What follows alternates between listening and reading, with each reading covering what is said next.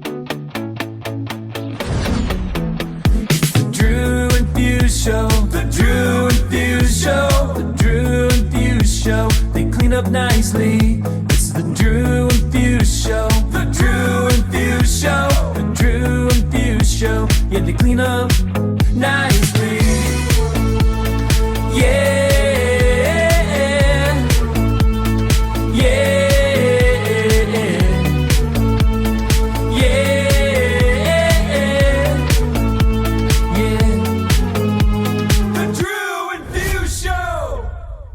All right, welcome to the Drew and Fuse Show, live from Midwest DJs Live. We are sitting here with Mike Walter. This is Drew Pierce. In case you guys didn't know, after like 150 episodes, we are live here at Midwest, and we're happy that you're here with us. Thank you for having me on. I'll start out a little bit. I'm a big fan. I don't know if you know this, but I'm inspired by that you're still doing it. And something that I've talked about to a couple people here is giving back to the community. I think, I said it to just random people walking, but I felt like every single person growing up said, no, you can't do it. No, you can't do it. No, you can't do it. It was like almost becoming a rock star to them, right? Maybe just a quick little thing of like, how many people told you that? And how many people have to say, it's so shut funny. up, I talked about this in a seminar a couple years ago. I consider myself really lucky that way because my parents were encouraging when I first discovered this. Yeah. And I know so many people who have said to me, nobody believed this could be a career. Nobody thought. Right. And I mean, I guess I just had really loving, tolerant, encouraging parents, or maybe they were like, my son's not going to be able to do anything else, so he might as well do that. I don't know what it was, but both of them were really encouraging when I discovered this, and they were like, go for it. I think they saw that it matched my talent set. And certainly 7 years later, they were right, So I didn't have that over those stumbling blocks early on, that lack of faith from anybody else to overcome. So I was kind of fortunate. When I come to seminars, I feel like, and this isn't like to be mean to anybody, but I feel like it's very much people that are DJs, and then there's like the business people, right? So what love part of it came in first? Like, was it just the music, and then you had to force yourself to understand business, or? Yeah, it was. As a matter of fact, I worked for a company for the first 5 years, and I only left them because I just saw that the company was going down, and it did eventually after I left. I used to call myself a reluctant entrepreneur because I didn't envision when I first started DJing. I wasn't like, I'm going to own a DJ company someday. It was only when I was like, well, this isn't working out here. So what am I going to do? I got to start booking myself, and I got to open up my own thing. That I fell into that and then grew a multi-op. So yeah, to me, it was all about rocking parties much more than running a business. And that's why my exit, I know we said we might talk about this, but my exit strategy is to sell the company, but still keep DJing, because that's the part that I still love. Right. And you don't have to put on it owned by new ownership, right? You don't have to get that stamp. They can just take it over. Yeah, exactly. Yeah.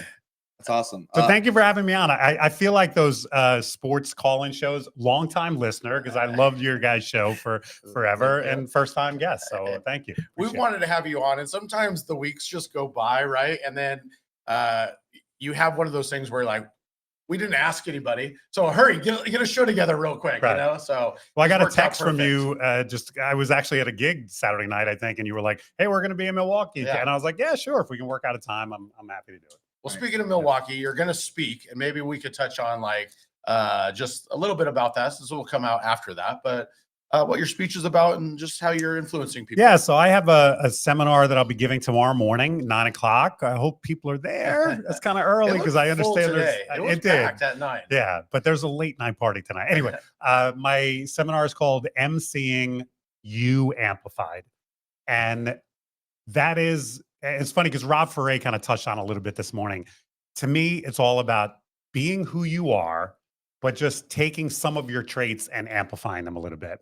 If you are phony on stage or on the microphone or emceeing, people see that through that right away. And that, when people say, I don't want a cheesy DJ or I don't want a cheesy, I think that's what they mean. They mean somebody who's insincere, somebody who's putting on a fake voice and not being himself. Be who you are, but just kind of take some of the parts of you and amplify them, ratchet it up a little bit. That's where you become an effective MC. I like that. And I don't think I'm a bad MC. You know, I speak out loud and control everything. I definitely have like the sayings that I say, and I try not to go too far off because that's just not how I'm comfortable. I very much more the music first. But you know, you said you started with music first, the business kind of came. When did that love of the MC really like take over for you in that? I would say I fell in love with the MCing before I even fell in love with the music. My very first job in this industry, if you will, I used to bowl at a bowling alley in Queens where I grew up. And they started doing this Friday Night Madness thing where I think it was from like 11 till 2 in the morning. They brought a DJ in, they lowered the lights, everything else. And the DJ that they hired didn't want to speak on the microphone. He just wanted to play music. So the owner of the bowling alley said to me, Mike, he said, you're a ham, you're an outgoing guy. Would you do the MCing part? This is like a cordless mic. Are you? It's funny you say that because initially, you know how every bowling alley has like the microphone? Yeah. Right. The first couple of weeks I had to be on that, but then it started becoming a big hit and he got me a cordless microphone. That's so good. And I love that because then that set me free. And I used to be able to walk up and down the aisles and I would do song dedications, but also one of the things we did was we would put I hope this isn't boring, but no, it's fascinating. Yeah, actually, we would put a red pin in each rack. And if the red pin came up as your head pin and you bowled a strike, you would win like a pitcher of beer. So I would run up and, oh, all right, we got a red pin on lane 12. Who's going to bowl? Okay, Drew's going to bowl. Let's see. Oh, he left the 10 pins. I'm doing like play by play. And so I fell in love with the sound of my own voice, which people who know me, that's me. I mean, I'm vain enough that I love the sound of my own voice before I even fell in love with the music. And then the music came next. And then I started seeing when I started assisting at events for this company that I eventually worked for, people reacting, like the DJ would play a song and people would, and I was like, that's what I fell in love with, that instant feedback. So ironically enough about this, and I don't think a lot of young DJs that listen to the show really fully grasp and understand this, but the DJ was maybe in the other building. Like they didn't want nothing to do with the DJ. So the fact that you were also the mic guy in that, and they finally they understood like, oh, we need to put this guy like. But it's funny you say that because I just made a mix of music from my clubbing days, which is like early 80s. Yeah. And I said that when I put the mix on Facebook. I said, you know, I remember going to clubs as a teenager. You didn't even know where the DJ was. Exactly. He was like up there or over here, like behind this. It wasn't until recently with the festival and everything else where the DJ is like the focal point on stage and people are watching him. But go back. I want to hide. Would you really? I don't want people to Wow. Here's why. And it's just that I feel you're Earharting the whole time. Well, if you really want me to be a curator and like do the best that I can do as a professional, remove me from those people. Okay. I could. It honestly, it's situational because there are times in gigs where I'm like, it is fun to be in the mix, but sometimes it's like I enjoy. There's a spot that I played. Drew's played it in my hometown. It's called 𝐬𝐵's. The DJ booth is like very far up and removed from the crowd. And I have some of my most favorite nights there just because like it is more of a place where you're like a curator and playing a vibe versus like trying to make everybody dance for 4 hours straight. Yeah, see, that's probably the difference between a club and a private party. But like, there are a few venues in New Jersey where they put the DJ up on like a balcony. Yeah, I hate that because I just feel removed from it. I want to be right in front. Stand it. I like high-fiving the guests when when they come over and go, dude, you're on. Like I love that interaction. So when we were talking about this the other day, and I just want to add into it, one of our first DMS parties was in Vegas and it was at Excess. And 2 years before I had gone there as just a guest, we knew everybody and we saw like Steve Aoki or somebody on stage and they were in the lighting booth. The DJ was in the lighting booth and he just played and the place was packed and going crazy. Right. And then they had moved it right when that era, like to be part of the thing. But I remember that was early days. You know, people just you didn't even know they were there almost. Yeah. One of the clubs I played that brought on all the Deckstar guys and how both Drew and I started working for DMS was through Kevin Scott, who was on Deckstar. The club that when I originally started playing at the club, the DJ booth was like in the corner of the room, very like out of the way. And then a couple years later, it moved from in the corner out of the way until on the stage. Yeah. You know, and Yeah. it's just funny how that changed things because Right. I feel like when I started DJing in like 2008-ish, most places were still, everything was still like in a corner tucked away. And then it's like by 2012, 2013, it was like stage DJs. Right. Right. And now when I see videos from those festivals and I'm like, God, that DJ's a rock star. Like it's so cool. You know? Yeah. So you get a cordless mic, you find this new love, you see that the music is actually reacting. That's what gets you going on with the music, right? So I don't know where I was going with that question, but well, just like what transitioned from the bowling and doing that to I guess being the DJ. Being the DJ. So from there, I went to broadcasting school because I considered getting into radio. Nice. And there was a company in northern Jersey that had a deal with the broadcasting school I went to, and they came in one day and they talked to us about mobile DJing. And I had never considered it. I guess I don't even think I knew it was a job or a career. And I went to their open house. And again, this is going back, God bless my mom who encouraged me to do it. I went to their open house and I came home and my mom was like, "What'd you think? What'd you think?" And I said, "That's not for me, Mom." Now I'm 22 years old. I think who the hell I am. I think I'm way cooler than I am. And she goes, "Why?" And I go, "Mom, they do the chicken dance." That to me was the bridge too far. And it was my mother who encouraged me. She goes, "I really think you would be good at this and you'd like it." And I went back and I started assisting at some events.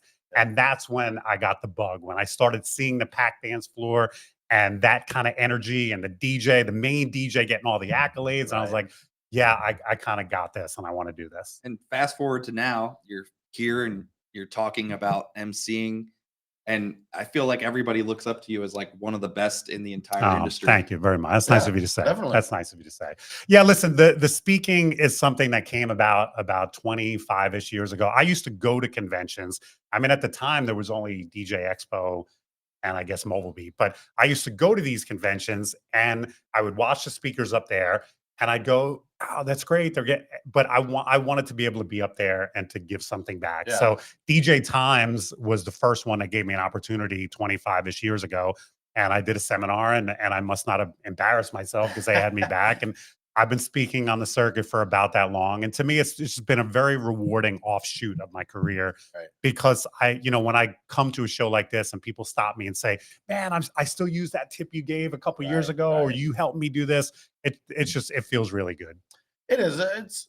I keep saying it in this thing. It's about giving back to the community and just building this community up. I feel like sometimes there's just way too much hate or like putting down for no reason. Yeah, at there all. can It's be. like, yeah. But I mean, to me, it's all about what you focus on. You can focus on the naysayers, Right. but I think the vast majority, especially in person at a show like this, the vast majority of people support each other and are encouraging and everything else.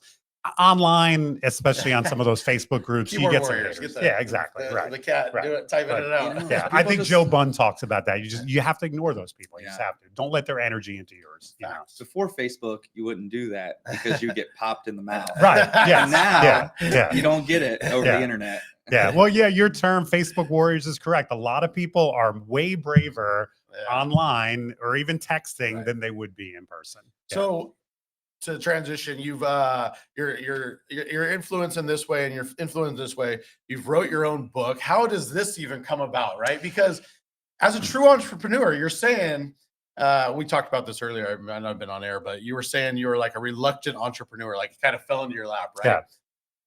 I feel that same way. The only difference is my parents owned a video store. There's check 10, 25. Is that a constant reference? Yeah.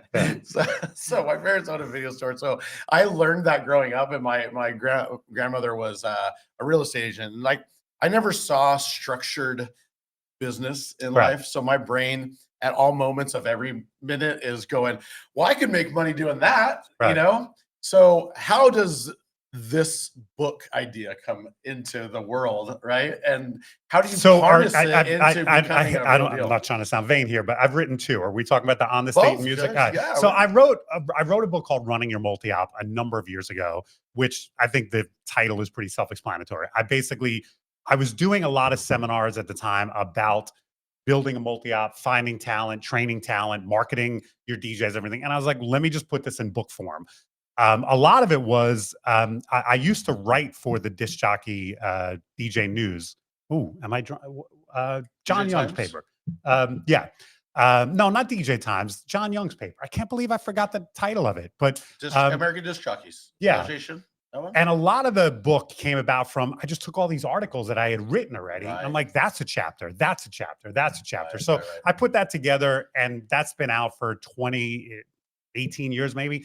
I probably need to update it because some of the stuff in that book is a little bit outdated. Right. At the time when I was recruiting, I used to put, for example, I would put ads, help wanted ads in a newspaper. I don't do that anymore. I use Craigslist. I use Facebook when I'm looking for new talent. So some of the stuff in the book is outdated, but the HR stuff, dealing with talent, dealing with, and I don't mean to offend anybody, but some DJs are divas. And if you own a multi-op, you have to balance, and a lot of times the divas are your most talented DJs. So Always. you have to coddle them to keep them happy and on staff, but you also can't let them walk all over you. This- so I This write topic about, came up the other day. Did it? Yeah. We were talking about just managing talent. Right. And also it came up. I have a friend who was DJing, and her friend was there with me, and she said, how'd you guys meet? And I was like, well, it's funny, I just kind of spotted that she would be talented at something, or she knew more than she led on to. Yeah. That's what I'll say. And for me, it was like, I really put people through the grinder and see how long they'll last. If they keep lasting, then I'll give you a shot, right?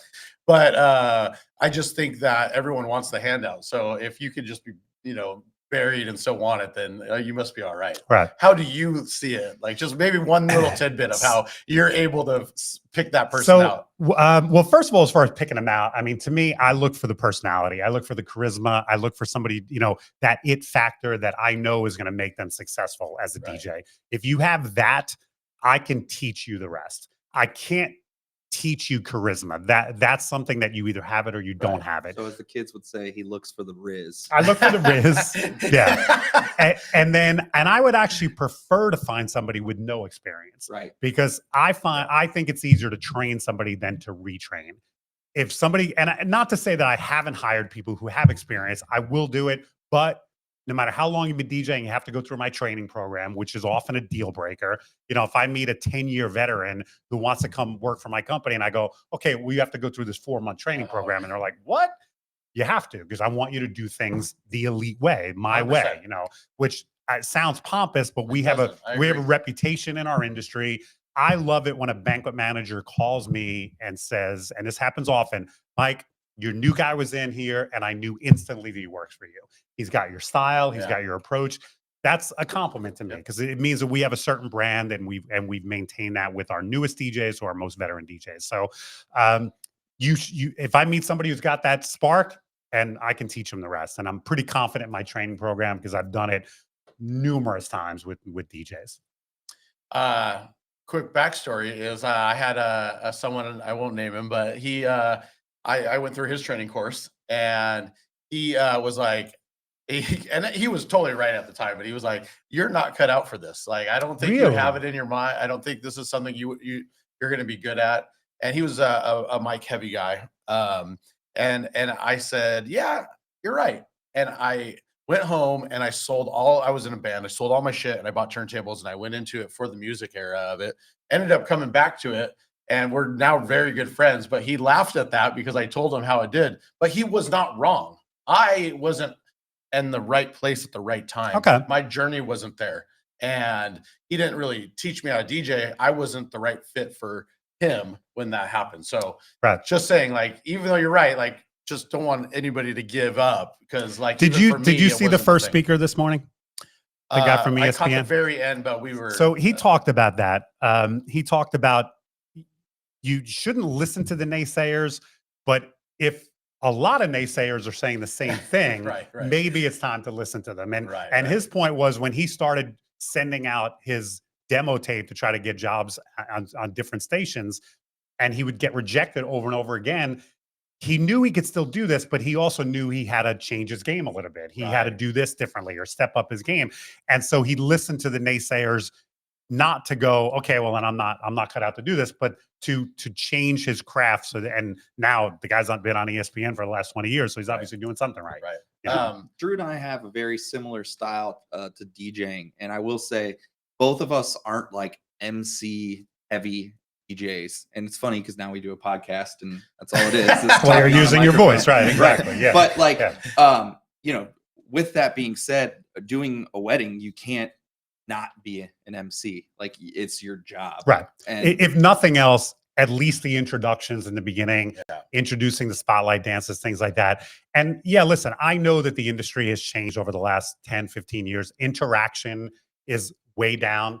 We have a lot of clients that say they don't want any line dances. One of the questions we ask them is, on a scale of 1 to 10, how interactive do you want us to be? 1 being just play the music and we don't need to hear your voice. 10 being very interactive, lots of line. And most of our clients, 5, 4 or 5, some of them go 0 or 1. Like they do not want to hear, and that's hard for me because I'm an interactive guy. Like I said, I like the sound of my own voice. When I have that at an event, I literally, because I usually keep my cordless microphone right here, I put it back here just because I know I'll instinctually reach for it. And then when it's not there, I'll go, oh, that's right. This client didn't want to hear my voice tonight. But yeah, I grew up in the era of the 80s, and the company that I worked for initially, we were all about interaction. We were all about get on the, I mean, I literally had a sequin jacket as part of my initial, and I used to jump up on a speaker and lead. But it's changed. It's not what it used to be. I don't, you probably know who this is just with, he's voice for the 80s is Richard Blade. Oh yeah, sure. Okay, so in LA, he was the K-Rock guy, and he still works to this day. Yeah, as just because he has this thick Australian accent, and everyone like he's on Sirius Radio. Yeah, he does First Wave. Okay, which is, that's not necessarily my genre of music, but my wife loves that music. Depeche Mode, Cure. So whenever we're in the car, I usually turn that on, and Richard Blade is he's great DJ. So circling back around to the book and it's about there's 2 books. We did the multi-op. We touched on that. So let's touch on the second book. So the second book is called On This Date in Music, and it really started with Facebook posts. I started making these Facebook posts every morning. I would put it up, and it was basically like a 800-word essay, which is a quick read about something that happened in music on that date. And this is typical of my personality. I started it, and then it became a challenge. I said, could I do this every day for a year? And mainly, I was thinking like I would just have this populated, and then I could look back on it and people started commenting on it and sharing them. And then at some point, maybe 2 or 3 months in, I'm like, this is going to be a book. I started seeing that this would be a book, and I took them all together. And after I posted them for a year, I edited, I changed a few of them, but for the most part, they're up there as there. And I had it published into a book called On This Date in Music. I just want to say, you say reluctant entrepreneur, and yet you're thinking just like I am. You're like, that's a book. I can make money at that. It's like very few people that are able to see, again, just thinking differently. Well, that one's not just DJ. Any normal person could pick up that book. And I did not write this specifically for the mobile DJ industry. Right. There are plenty of songs that there are plenty of songs I talk about in that book, or albums that I would never play or hardly ever play at events. So it's not specifically written for the mobile DJ. It's specifically written for anybody who not only loves music, but loves the backstory of some of that. Those are the things to me. When I learn that, like, how did an artist come up with this idea for this song or those things blow me away.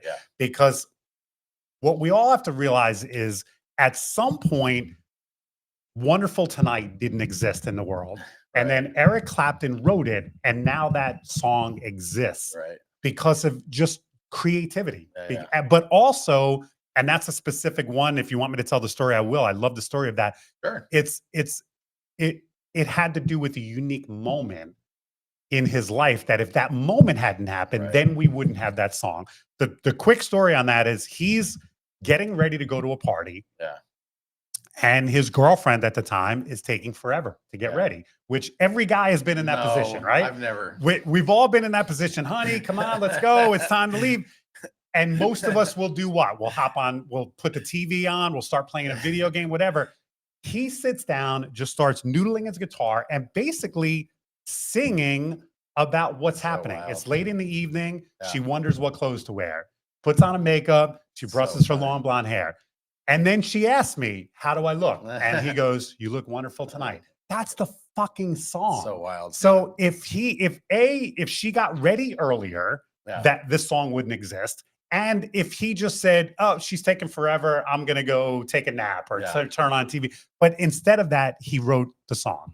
We were just talking earlier about soundtracks with Eric, and on there, one of the songs that came up is Mighty Mighty Boss Tones, Never Had to Knock on Wood.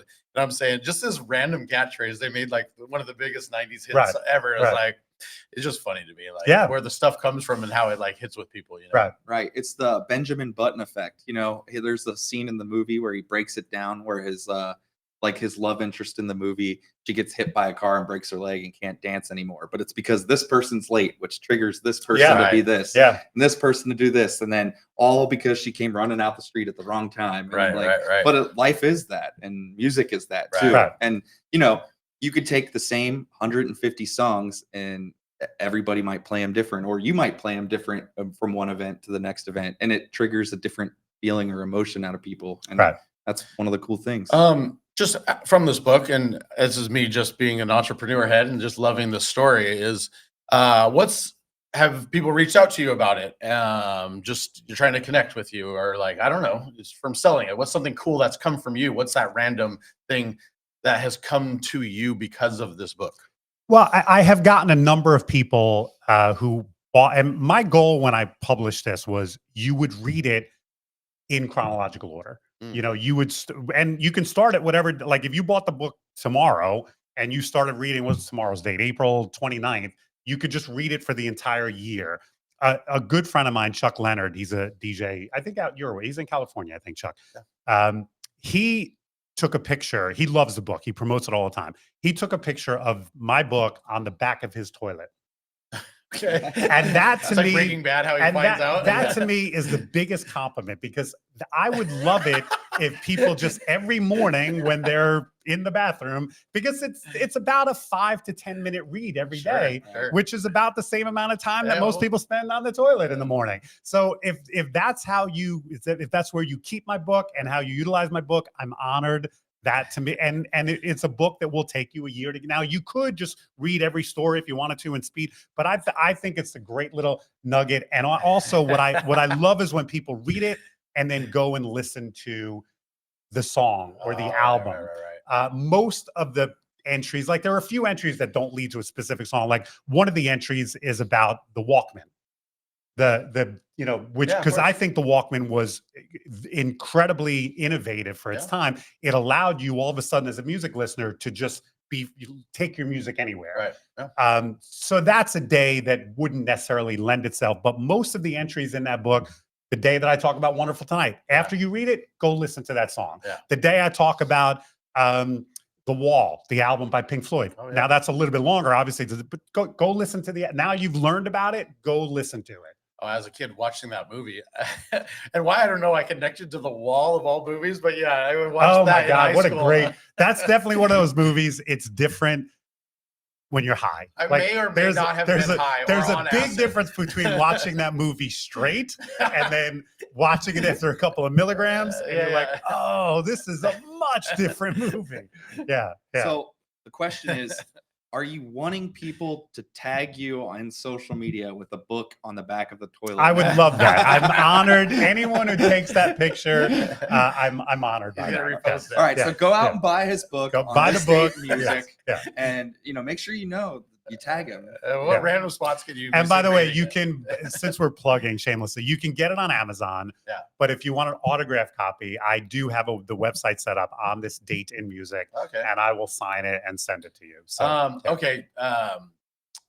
2 questions. One, is there an audiobook version? Yes. Okay. Yeah. Which took me forever to read. I read it myself. It took me forever to read. Wow. Yeah. And that's available as well? Yeah. Okay. That's available on that website. Okay. And then 2, where did I brainstorm that? Can you drop the Jeopardy theme song in here? I audiobook. Oh, is there is round 2 coming? I've been You asked have that the plenty of website. times. How do you not have a round 2? I have, I've probably have about 40 or 50 stories that didn't make it into the first Sure. one. I will probably, once I sell my company and have a lot more free time on my hand, I will probably write a version 2. Because believe me, there's way more than 366 facts. amazing stories Right. about. So yeah, I will probably write a round 2, but it's not happening anytime soon. Now, can I also want to ask, and maybe it's just being naive, but how does the date coincide with the song? So there were a couple, as I was putting the book together, there were a few days that were no-brainers. Right. Like Woodstock.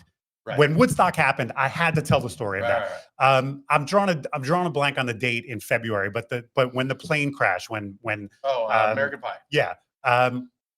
That date is February 12th, I think, or whatever. That was a no-brainer. That story had to be. But most of the days, basically what I did was, if a song hit #1 on that date, or if a band released an album on that date, or that type of thing. Yeah. What's your personal favorite one?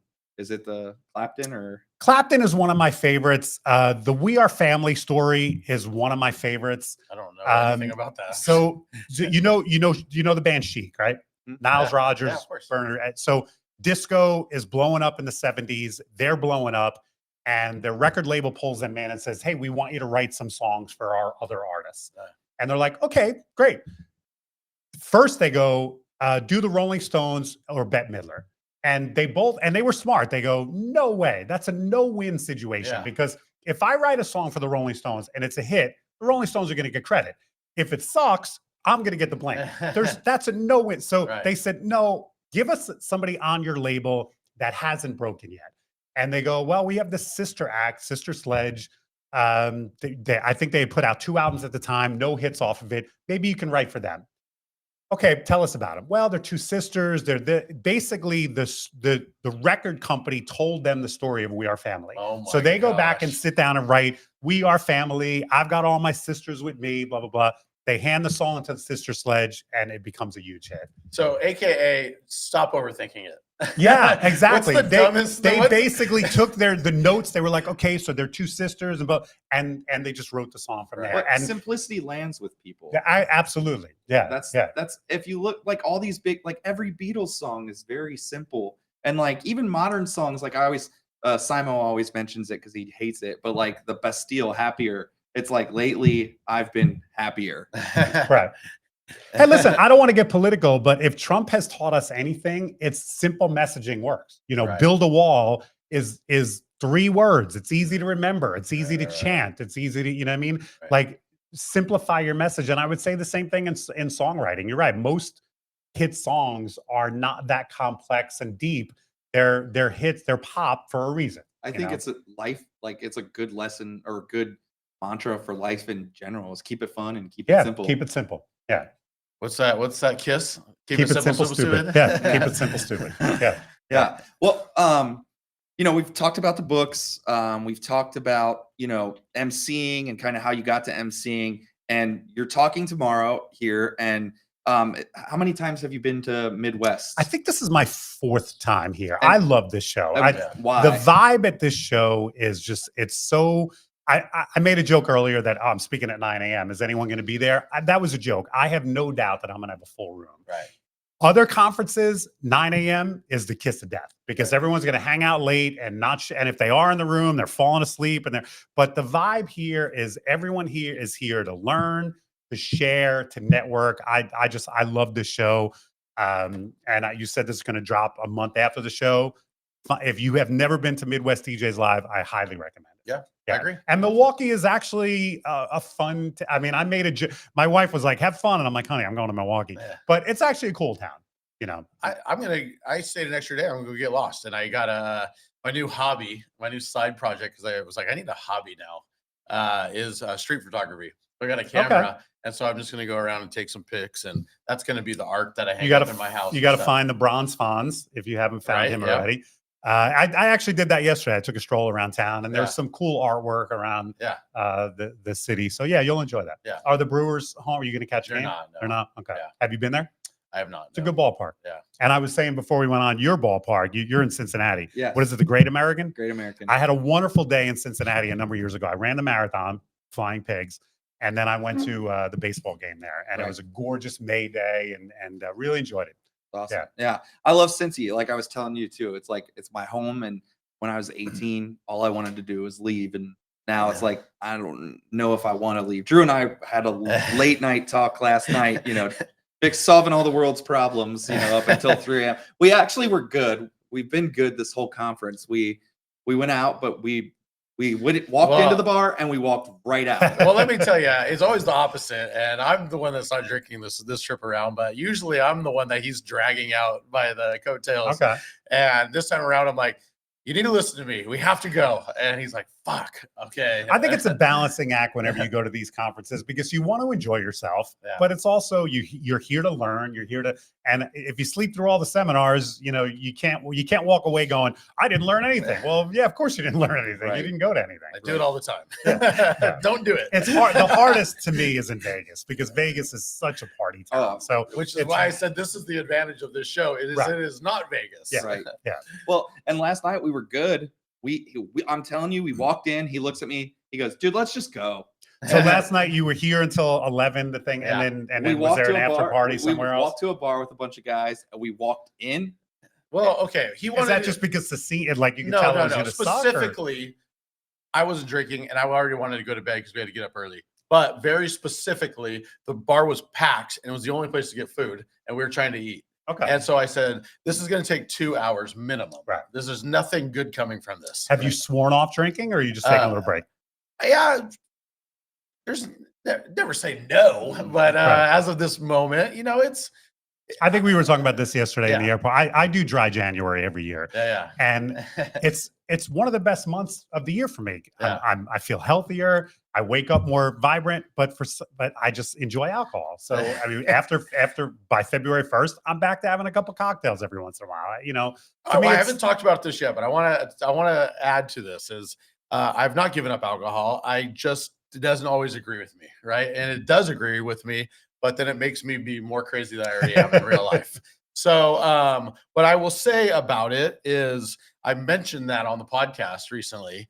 And I think I've had 10 to 15 people come up to me and go, hey, good for you. Like, I've been trying to do this too. And I'm not trying to be an influence to anybody. Right. You're not preaching it. I'm not saying that to anybody else, but it took a long time, and I was giving him credit. He was like, bro, I'm worried about you. And it was getting bad. So like, it's something that, hey, if you're thinking about it, fucking think about it. Yeah. The industry can be hard. And I would encourage, if just doing the month, to me, Right. it's a discipline thing.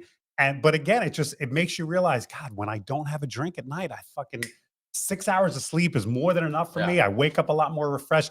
It's one of the reasons I don't think I could get through dry January without cannabis. And to me, that's one of the biggest differences. There's no hangover when it comes to cannabis. So the industry can be tough. And even if your weddings, bars, whatever, we're still in a party industry. So it's very normal to party all the time. And I find that when I come home from an event, I cannot come down right away. I need either 2 hours or at least a cocktail or 5 milligrams or something, because I'm just not getting this. Like, my wife will say, just come to bed. And I'm like, I'm going to stare at the ceiling for 2 hours. Well, like, I'll tell you I'm still buzzing. I'm still, I'll tell you the only way that it's worked for me. And I haven't said this on air, but this is the little thing that the people that liked it, it can have. Tip of the week. It can have for them is I had to start thinking of the 20 hours I'm not drinking versus the 4 hours I am drinking. So I'm now living for the 20 hours versus the 4 hours. Okay. And so that's what's getting me through. Okay. Very cool. It had to be a full mental shift. Yeah, it is a lot. You work a lot. And that's what people don't understand too. Like, you work probably more than anybody I know. I mean, even the slow week for you, you're working 5 minimum 4. Yeah. Yeah. Every week. Minimum 4 events. Every week. Every week. And I mean, we talk every week, multiple times every week, and he'll be like, oh, I picked this up, or I picked this up, and this is during the day. So when you're consumed in it like that, it's very much just get to the next day, get to the next thing. And One day at a time. Yeah, We'll do it live. Yeah, and so I think it's good. Your productivity too has been like, yeah. I think you actually said, you were like, don't say you weren't good at, or you weren't able to accomplish anything. I'm like, no, it's just that I am 20 times better than I was. Okay. If it was just like, if I was barely squeaking by, Right. then it's like, okay, now I'm scared. but then last night the joke was that he looked at me and he was like, you need to drink because you won't talk to anybody if you don't drink. And so that's what I was like, okay. And then like the floodgates were open, and then he's like, let's just go. So we leave the bar and we're good. We get back to the room. It's midnight, and then the next thing you know, it's like 3 a.m. because You're just chatting. yeah. So I think that's one of the reasons why I never take a roommate when I come to a conference, because I want, when I get to my room, I just want to crash. I don't, I don't want to be up all night chatting with somebody or whatever. So yeah. Well, this is a music episode, believe it or not, as we talk about music. And Mike brought this topic to us.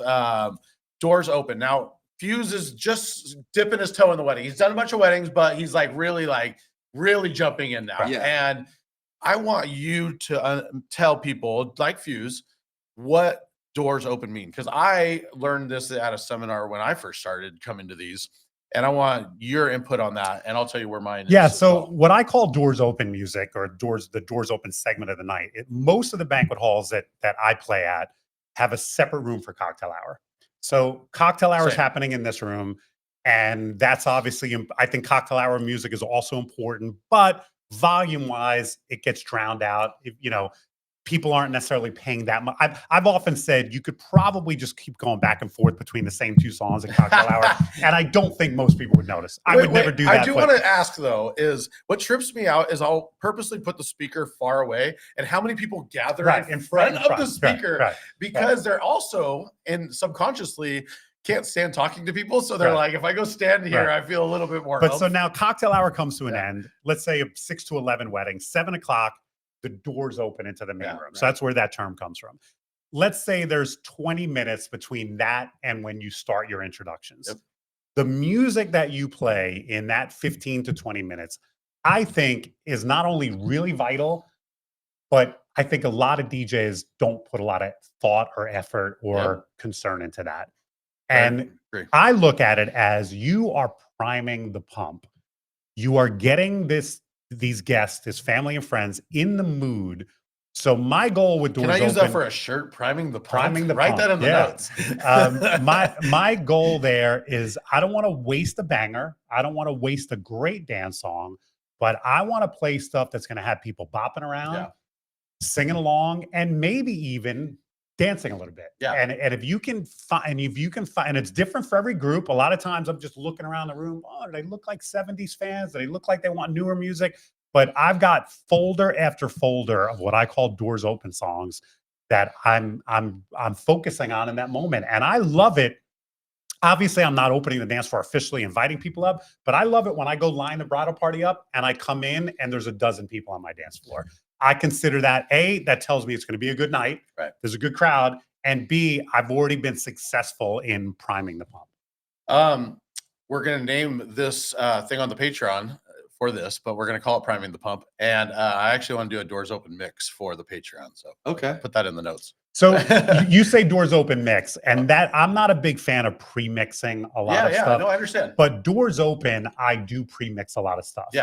For a few different reasons. I usually have an assistant with me, but a lot of times our assistants they're not trained enough to be beat mixing and putting stuff together. So I'd rather not leave them, hey, here's 12 songs, I got to leave the room. So I'd rather pre-mix some stuff. And for the rare times when I'm working by myself, if I'm out lining up the bridal party, I got to get back every 3 minutes and make the mix? No. So I have pre-mixed a lot of my doors open, 25, 30 minutes.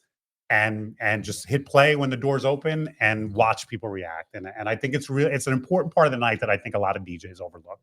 I agree. I picked that up at a seminar, and it's not that I wasn't, but I think I was just continuing cocktail. But then now I've started curating it a little bit more and being very, whatever, forward thinking about it. We're going to talk about that. So you're understanding a little bit better? You have any questions about that? I don't have any questions. Actually, I did have a question. I wanted to have you talk about this. Fuse was saying that a lot of the weddings he's been to recently. Well, I just think venue sometimes isn't like conducive to, like you said, the cocktail hour was in a different spot and you're like getting people into another room. Is there maybe a trick or tip for like if you're in the same room that you do? So I actually love playing for cocktail hour if it's in the same room, because I feel like I can, I feel like I could start that doors open concept a little bit earlier. I had one event a couple of years ago where everything was in the same room, cocktail hours in the same room, and I literally 50 minutes into cocktail hour, I had people dancing. Again, I didn't say dance floors, but I was playing a vibe enough.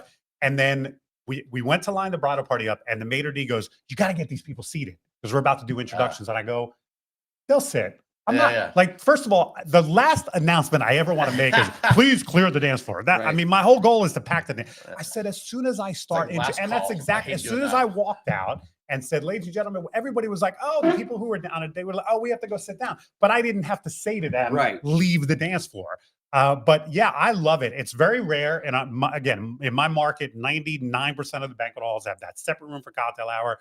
But when it's all in this one room, I love it because then I'm mixing. Right. Well, I guess it kind of makes sense though too, because what I play for cocktail hour is way more lively than what I'm playing during dinner. Too. Absolutely. And so the concept completely makes sense to me, because at that point you are hitting them though with like more fun stuff. And that's what I think. And we talk about this all the time. That's your chance too to be different. And you know, you can take a little bit more chances with the music, still keep it fun. But it doesn't have to be like the certified dance floor banger that you're playing. Like you might play something a little. Well, those are some of the picks that you'll hear. Right. Okay. So let's and you also shouldn't be burning any of your clients' requests, because more than likely they're not in the room. Right. So you can't be going through their playlist and going, "Oh, I can knock this one out," because it's not fair to, you know, they requested it. Songs on their playlist. Yeah, that's true. But all right, cool. I agree. Well, let's have Mike start it off. I don't have any picks at the moment. Okay. So yeah, let's. I have some to help for you if you want. Yeah, but you get list yours. But I'm gonna wait for you guys, and then I'll start picking some ones. You start first, then I'll pick mine.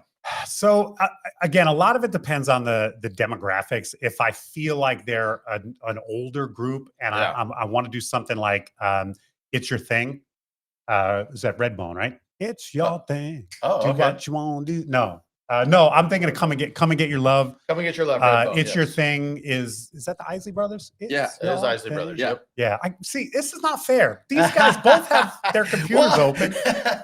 Actually, you know, I'll be honest. I'm more impressed that you're doing off the top. All Night Long. Lionel Richie is a great one. I love that one. Yeah. Fantastic. Yeah. Okay. You know what? I'm a Prince fan, so I'll throw a Prince song in there. Take Me With You. Okay. Is to me a good mid-tempo. Everybody knows the lyrics to it. Michael, it's so funny. I just heard this. Kelly and I were on vacation. My wife and I were just on vacation, and I heard this song, and I'm like, I used to play this all the time. Enjoy Yourself by the Jacksons. Enjoy yourself, enjoy yourself, enjoy yourself. And I was like, and I put that back in my doors open, and I've been playing that a lot. So it's funny you mentioned Lionel Richie. All Night Long. I play a cover version of that for a cocktail, that Penguin Prison version. Oh yeah, sure. It's just a modern version. Never heard of it. Yeah.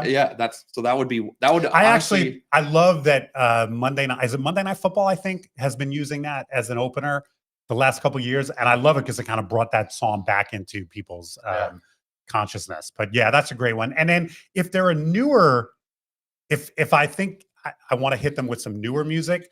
I always love it when a song doesn't hit, a song that I think is going to hit, but then doesn't, because then I go, that's going to be a doors open. Like to do a Lipa.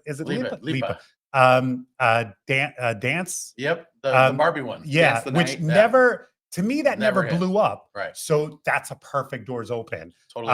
The My Boo never blew up for me. So that's a good one. Jason Mraz has a song about dancing. That I play a lot. Let Me Take You Dancing. Yeah. Take you dancing. So those songs, like if it's a newer song and it just doesn't hit, then I go, great. That's maybe I want to pick your brain on this. What's the psychology of new versus old? Or, I mean, obviously you're going to know your bride, so you're going to know their vibe, right? But is there something that you're leaning into? You know, since some of it might be kind of pre-planned. When I walk around cocktail hour, I'm just looking at the demographics, and obviously every wedding is mixed. Right. But is it more of the parents' age, Yeah. okay, if it's more of the parents' age, then I'm going to feed them more 70s and 80s. If it's way more of the bride and groom's age, then I'm going to hit them with some newer stuff. Right. And also, I want to say, you said don't use their requests. You don't want to throw away those bride and groom requests, but it is a good way to include the parents or the older folk that you might not stay and dance. Yes, exactly. Right. And it's like so that they're present when they were present. So I do like that. So give me some of yours. Yeah, I'll throw some of mine since we're brainstorming a little bit. Right. So let's see. I have a very specific ones. I play a lot of these. One of my favorite one that I use all the time is John Legend, A Good Night. Oh, I love that. Yeah. Yes, great song. So, yeah, you know, because he even talks about he says the wedding. I think I just met my wife. Yeah, right, exactly. And yes, so that's like that's almost. I don't put it as the first song because not everyone's in there. So it's usually my second song. So I can like knock over the head with it. When I make my pre-mixes, the second and third song to me are the best, are the most important. Yep. Because like you say, the first one, not exactly a throwaway, but you're right, the room's not full yet. So don't burn your favorite one the first. Yes, that's a great point. So I got that one. Michael Jackson, Love Never Felt So Good. Yeah, great one. There's a great blend or mashup on DMS, and it's by AA. It's called 𝐾𝐨𝐽 Love, which is a huge R&B ballad right now. It's like made TikTok a giant comeback. Like this love. This is not fair. I'm just going through stuff too, thinking about like what I would. This is a great one, right? And if you're not going to play that or burn that, it's just it's already Michael Jackson, and it's already that, and it has that. So and plus, I can get my company's branding on camera. There you go. And then another one that I'm gonna, I have a couple more, but this one I just went and saw this band. I've talked about it on the podcast. It's Mayor Hawthorne's group. It's Tuxedo. The group's called Tuxedo, and the song is The Tuxedo Way. And so he's like, "I'll toast to that. We're gonna have a good night tonight." And it's like it's so good. I'll play it for you after because we don't want to get flagged here. Yeah. But just kind of rattle off some of these other ones I got is Bruno Mars Treasure. There's Campsite Dreams. Here Comes the Sun. There's John Mayer New Light. Love that song. Ed Sheeran, The Shape of You. So like some of these, like you were saying, like some songs that were really big at one moment that just like completely fell off. I'll use that. The Weeknd, I See It Coming. If this wasn't used in something, Natalie Cole, This Will Be Everlasting Love. The Elton John, Hold Me Closer with Britney Spears. Love that. Love that. The remix. Yeah, because that's another one that newer song, but it never really blew up. So same with the Dua Lipa one. You know, it's like it's just too mellow for a dance floor. I mean, you can don't at me, but I know you can, but it's still like one of those. So let's see, Luther Vandross, Never Too Much, Michael Jackson, Rock With You. I have some like just cover stuff that I play, like Let's Get Married by Pretty Sister, Crazy, Campsite Dream, Chromeo, Baby I'm Yours, Two Pilots, and let's see, a lot of the Harry Styles stuff.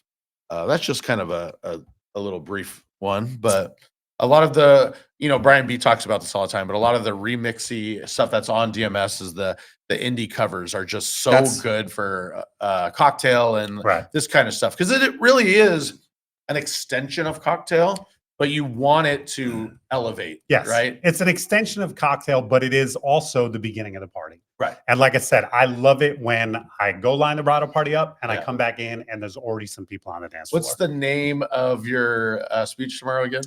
MCing You Amplified. Right. So there's the amplified thing. So it's Cocktail Amplified. Right. Perfect. Right. Yeah, I looked some up that I would play. One was already the Penguin Prison version of All Night Long. Chris Brown, Forever. Oh, great one. Yeah. Maroon 5, I have this remix of Lovers Do. Okay. There's I wouldn't probably play it in this, but it just triggers it is whatever their singer's name is. It's not lost on me at the moment. Adam Levine. Yeah, Adam Levine. He did a cover of Frank Sinatra, The Way You Look Tonight. Oh yeah, it's good. It's really good. But I wouldn't play that. I would play it for during dinner, but it's cool. That's a good one. I do have an older, like if I've been much older, I have a Doors Open mix that I call Standards. Okay. That has stuff like that in it. I rarely play it because I rarely see that older of a crowd, but when I do, those can be cool too. Yeah. Well, I mean, I still get couples that say we want the Rat Pack style. I mean, it's rarer now, but there are people that love it, you know. So there's so much good stuff on DMS. Not to like, well, I mean, that's our sponsor, so you have to list it. Yeah, but there's so much good stuff on there, and 𝐼𝐸 has tons of these indie. Well, we call them indie covers. There's a playlist for indie covers. Also, if you type in covers, you'll find a lot of them. So that's exactly all you just said. You took the words right out of my mouth. Sorry. But yes, so can I give you a song? First of all, I got a couple of others that I'm sorry. Yeah, are you still going? Nope, go for it. George, did we mention George Benson? Give Me the Night. Oh, so good. Great song. Yeah. A Night to Remember, Shalimar. Yeah. Rhythm of the Night, DeBarge. Yep. Here's one that you guys might not even be aware of the song, but first of all, it's a longer song, so it's good if you are working by yourself. David Sanborn, the saxophone, jazz sax, he has a song called Bang Bang, which to me, it's just got a perfect vibe to it, very Latin flavory. Yeah. Look it up if you're not familiar with the song. To me, that's a great Doors Open. Okay. Song. Yeah. Love it. Yeah. Awesome. What else? Do you got any more, Drew, that you're listing? That was off my top list. I think I kind of just spitballed all of them. Let's see. Talking about some of the newer stuff. Sushi, the Harry Styles song. Music for a sushi restaurant. The horns. I love the horns and all that. That was one of those. It wasn't really a danceable song, but I've thrown that into plenty of Doors Open mixes. There's a Dancing in the Moonlight, the cover. What is that? Broughton. That one's cool. There's so many on here. Yeah, the covers playlist on there is great. There's just so much stuff to choose from. I would have to do it off the top of my head right now is tough because I would have to listen to some of them to see if they hit the vibe. But I'm like, there's so much good stuff that I know. I'll give you another oldie. Yeah. Rare Earth. I think it's like late 60s. They did a song, I Just Want to Celebrate. Oh, yeah. Which is, and I have a select mix, remix of that, which is really cool. So that's another one. Again, if I've got an older crowd, that one can work.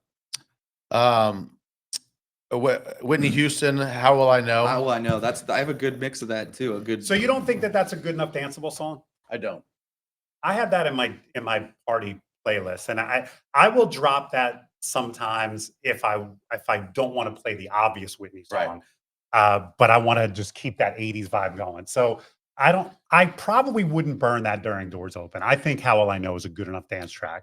I'm not going to disagree with you. What I will say I'm your guest, so as a challenge, I like to burn myself into the ground. Okay. And so sometimes if I use something, I'll just throw it to the wolves because more often than not, I walk home and I'm like, why didn't I play this? Why didn't I play this? Why didn't I play this? Right. So I'd rather just be like, and you get it all, like Oprah, you get this song, you get this song, and everyone just live it up. You know, like I like to just throw out bangers. Who cares? I talked about this with my staff. I program differently based on the night of the weekend. Sunday night programming for me is different than Friday night programming because I'm not sure if the crowd on Sunday night is going to stay. So I program on Sunday night way more aggressively early. I burn a lot more bangers. And then I find myself in what you just described, where now if they did stay and I got one more last hour out of them, and I'm like, shit, it's a challenge now because I burned my bangers early. Now I'm digging a little bit deeper. So that's just how I DJ also. Is I like to kind of burn myself, but I like the challenge. And it's I call it Mike Tyson's punch out of DJing. So it's basically I'm the kid and I'm just coming out swinging. It's just like throwing all the uppercuts as much as I possibly can because I feel like at that point now they're like, well, he knows what he's doing. So if I come up and ask him for something, I'm just going to be wrong. Right? That's my train of thought. And does that work? Because that doesn't work in New Jersey. They still want to tell me what they want to hear, no matter what. Then sometimes, like I do feel they're a little bit more hesitant. They'll come up and like it's more of like you know what you're doing, right? But I still get the butt in there, right? But I feel like I've won them over a little. How about bit. Jagged Edge? Let's Get Married. Oh yeah, Yeah, definitely. that to me is a doors open song. Yeah. It's not a banger enough that I don't mind. I don't mind The blowing that remix? one. Are you doing the original or the remix? I think I'm just doing the original. That's what I have in this crate. Yeah. The remix is the 110 Run DMC. No, I don't have Okay, that. yeah. So one of the things too, I wanted to mention is you posting a lot of your live sets on Yes. Mixcloud. Yeah. And just, I'll close this now. the importance of that. We started seeing the trend about a decade or so ago where clients were asking us, hey, can we hear your guys' mix? And I think it's an indication of how, like we were talking about earlier, interaction is down and the emphasis on the art of DJing.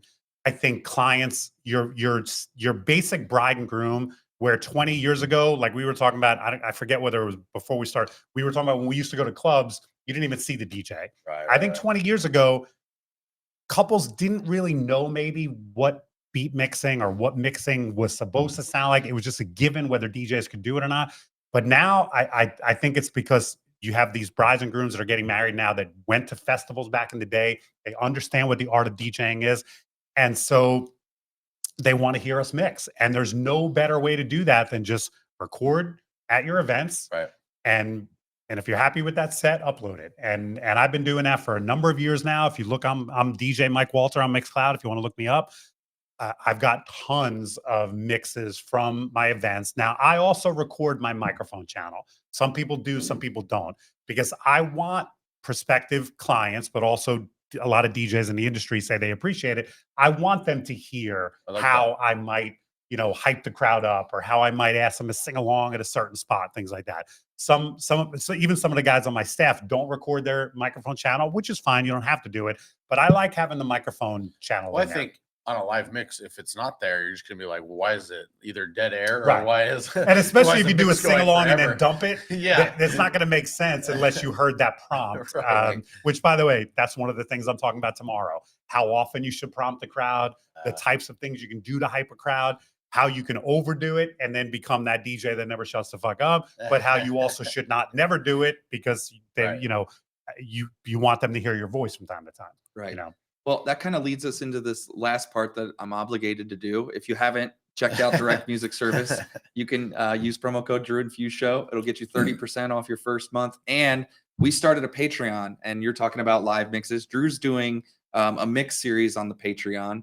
And as a part of being one of the things is you get the full track list. And these mixes aren't like obvious songs. They're deeper cuts. And so he puts the full track list on there. And well, I heard this at a seminar, and this is why you should come to seminar. Again, shameless plug for Midwest Lives, but it's true. I got this the last one that I went to, and it was Eric Rhodes was actually talking content, and Malik, they were talking content, and I was like, I'm just not them, right? What am I good at? Well, I'm a great mixer, and I'm going to just do. You challenge yourself to a daily pod thing. I've challenged myself to a 30-minute mix every week.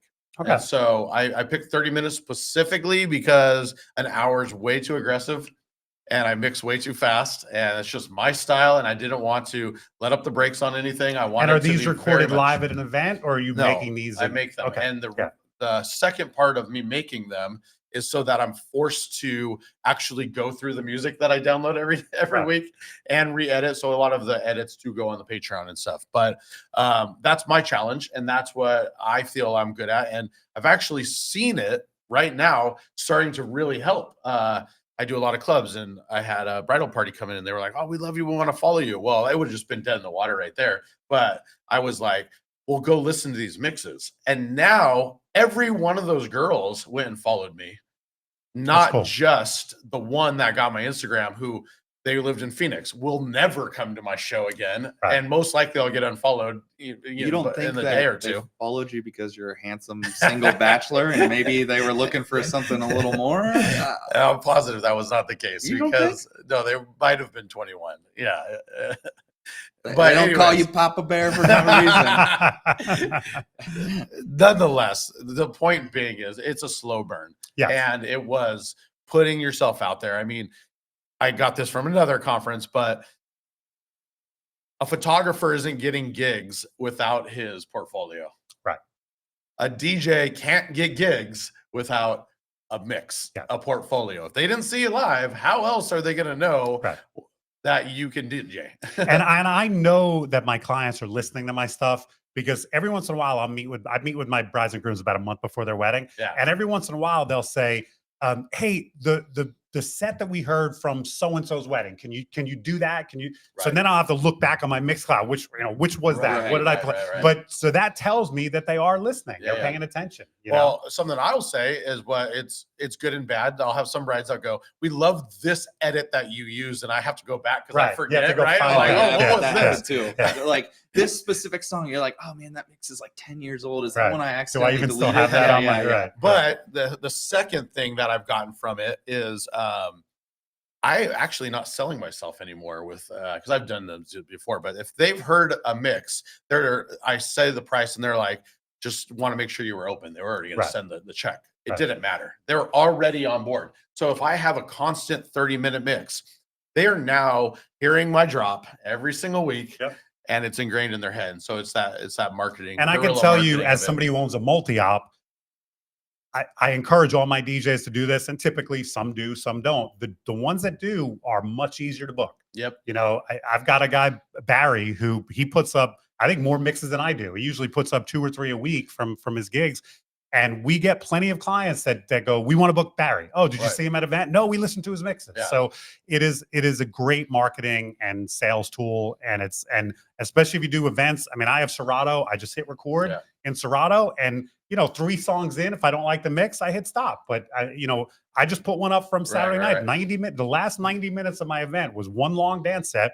I hit record in the beginning. I hit stop at the end of the night, and that's a great set. I want to say one more idea for a mix that I had. It didn't go quote unquote viral, but it's people that like Spotify.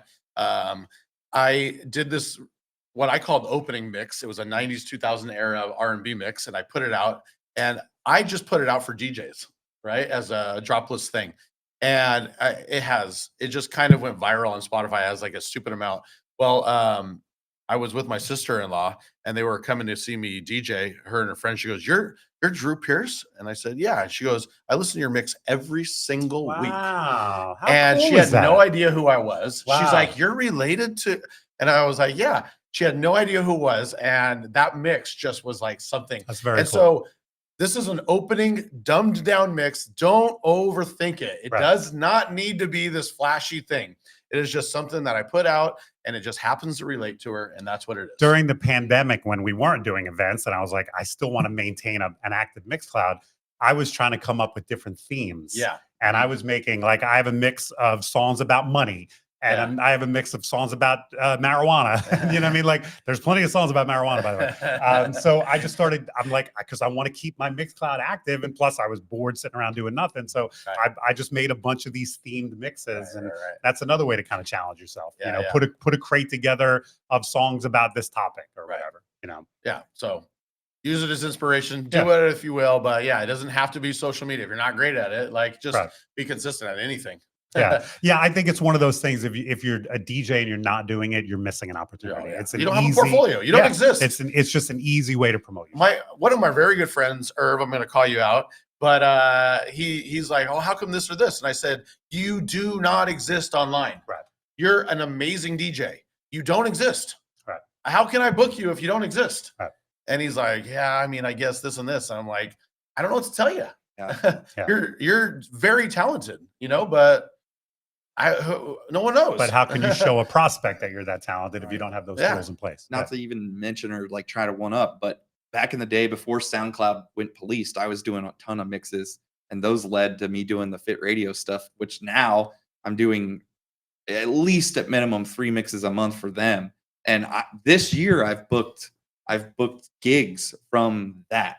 Like, I've booked gigs from mixes that I'm making for another company. Well, I mean, I don't even think we've ever really talked about it, but mixes in general are the most earworm viral thing you could possibly get into somebody's hand. Right.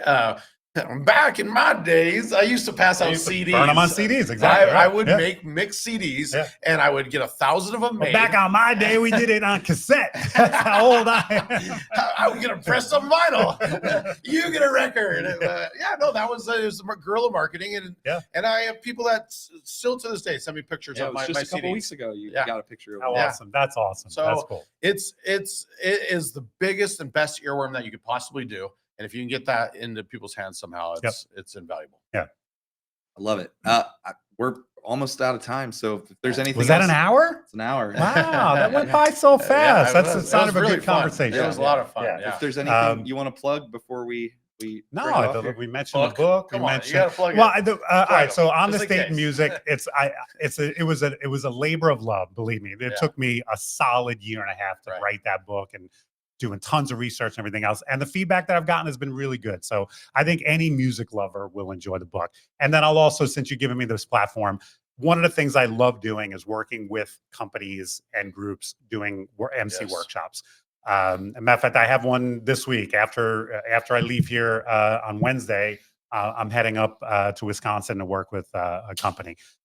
So if you have a crew of DJs and you think their MCing skills could use some improvement or suggestions or whatever, reach out to me. I love traveling and I love working with companies like that. Yeah, that's awesome. Yeah, love it. That's gonna wrap it up for today. This is our second live show from Midwest, so thanks for tuning in. Hopefully it sounds really good. If it doesn't, it's all Drew's fault. And we'll see you on the next one. Peace. peace.